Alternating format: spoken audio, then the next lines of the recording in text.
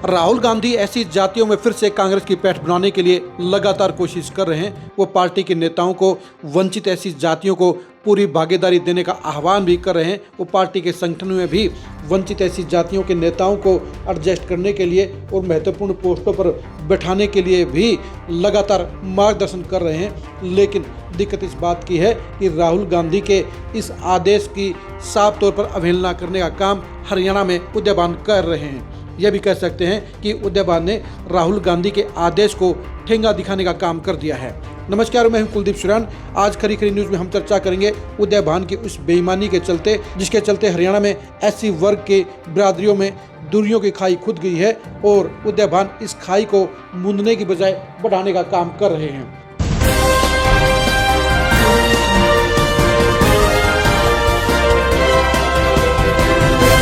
संगठन के गठन को लेकर हरियाणा कांग्रेस में ऑब्जर्वरों की नियुक्ति की गई है और इसमें एससी बिरादरी के 11 नेताओं को शामिल किया गया है। लेकिन आपको जानकर ताज्जुब होगा कि इन 11 नेताओं में से 9 एक ही बिरादरी के यानी समार बिरादरी के हैं। यानी उदयभान ने सिर्फ अपनी बिरादरी के नेताओं को ही एससी कैटेगरी में प्रमोट करने का काम किया है और वाल्मीकि बिरादरी से यानी डीएससी वर्ग से सिर्फ 2 नेताओं को इसमें शामिल किया गया है। खास बात यह है कि हरियाणा में एससी बिरादरी के लगभग 21% वोट हैं, जिसमें से समार बिरादरी के लगभग 10% वोट हैं और डीएससी एससी बिरादरियों के लगभग 11% वोट हैं। ये भी आपको बता दें कि डीएससी जातियों में लगभग 37 जातियां शामिल हैं, जिसमें से समार के अलावा 36 बिरादरी और हैं। खास बात यह है कि उदयभान इन 36 बिरादरियों को बिल्कुल पूरी तरह से इग्नोर करने का काम कर रहे हैं, उनको पूरी तरह से हाशिए पर डालने का काम कर रहे हैं। कांग्रेस ने संगठन को लेकर जो ऑब्जर्वरों की सूची बनाई है उसमें उदयभान ने डीएससी की जातियों को पूरी भागीदारी दिलवाने की बजाय सिर्फ अपनी जाति और अपने परिवार का ही भरपूर ख्याल रखने का काम किया है।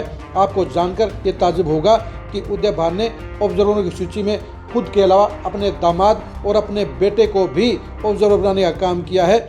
यानी कि उदयभान को डीएससी की वंचित जातियों की कोई चिंता नहीं है, उन्हें कांग्रेस की कोई वोट बैंक की कोई चिंता नहीं है। वो सिर्फ अपनी बिरादरी, अपनी जाति यानी समार जाति को ही सबसे ज़्यादा प्रमोट करना चाहते हैं, उसका ख्याल रखते हैं, उसको नेताओं को आगे बढ़ाने का काम करते हैं और डीएससी की वंचित जातियों को वो हाशिए पर रखना चाहते हैं। उदयभान ने ऑब्जर्वर बनाने में 37 में से जहां अपनी बिरादरी के 9 ऑब्जर्वर बनाए हैं, वहीं डीएससी की 36 में से वाल्मीकि बिरादरी के 2 नेता लिए हैं। लेकिन बाकी की 35 बिरादरियों में से एक भी नेता को ऑब्जर्वर बनवाने की जहमत नहीं उठाई है। आपको ये भी बता दें कि उदयभान ने इस तरह की बेईमानी 2022 में भी की थी। उस समय जब कांग्रेस के डेलीगेट बनाए गए थे तो 24 डेलीगेट एससी वर्ग से बनाए गए थे और 24 में से उदयभान ने 19 डेलीगेट सिर्फ अपनी समार जाति से बनाए थे और बाकी की 36 जातियों में से उन्होंने महज 5 ही उन्होंने नेता डेलीगेट के तौर पर शामिल करवाए गए थे। यानी उदयभान लगातार कांग्रेस के अंदर डीएससी की जातियों को इग्नोर करने का काम कर रहे हैं और यही वजह है कि 2024 के विधानसभा चुनाव में डीएससी की मैक्सिमम जो जातियां थी वो उदयभान की इस कार्यप्रणाली के कारण ही वो बीजेपी के साथ में चली गई थी। यानी लोकसभा चुनाव में जहां डीएससी की जातियों ने कांग्रेस के पक्ष में भरपूर मतदान किया था, वही जातियां विधानसभा चुनाव में बीजेपी के साथ चली गई।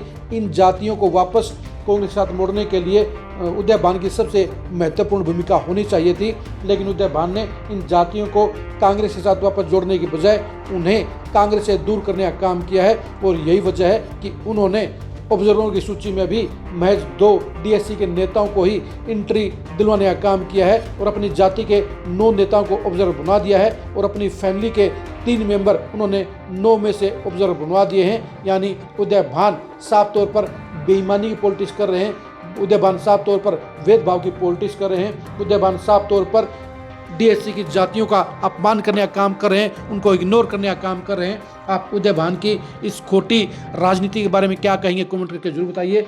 उदयभान की इस बांटो और राज करो की सियासत के बारे में क्या कहेंगे, कमेंट करके जरूर बताइए। क्या उदयभान राहुल गांधी की पॉलिसी को ठेंगा दिखाने का काम नहीं कर रहे हैं? इसके बारे में अपनी राय दीजिए। आप हमारे फेसबुक पेज को फॉलो कीजिए, आप हमारे यूट्यूब चैनल को सब्सक्राइब कीजिए। नमस्कार।